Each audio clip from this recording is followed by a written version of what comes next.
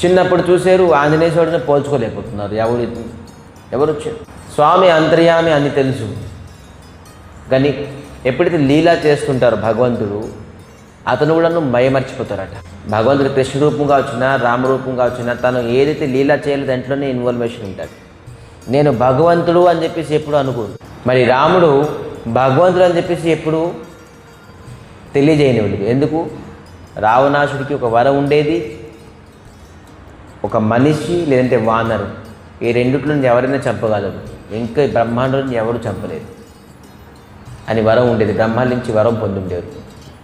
ఎందుకు అతను అడిగారంటే, మనిషి ఇంకా బాందరు తప్ప ఇంకెవరు చనిపోతుంటే, మనిషికి బాందరులకి తను కేవలం టిఫిన్ చేసినట్టుగా తినేవాడు.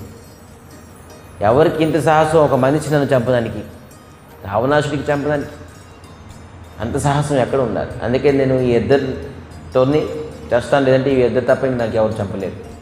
సో వీళ్ళ బలం నాకు తెలిసి ఉండేది, ఈ వానరుల తాలూకా మానవ తాలూకా బలం నాకు తెలుసు. సో వీళ్ళు తప్ప నాకు ఎవరు చంపకూడదు. అందుకే రామచంద్రమూర్తి ఎప్పుడు భగవత్వాన్ని ఎప్పుడు ప్రకాశించలేదు. నేను మానవుడికే ఉంటాను, సంహరించిన తర్వాత నేను భగవంతుడిని చెప్పేసి తెలియజేస్తాను. అందుకే రాముడు మానవ రూపంగానే ఉండేవారు.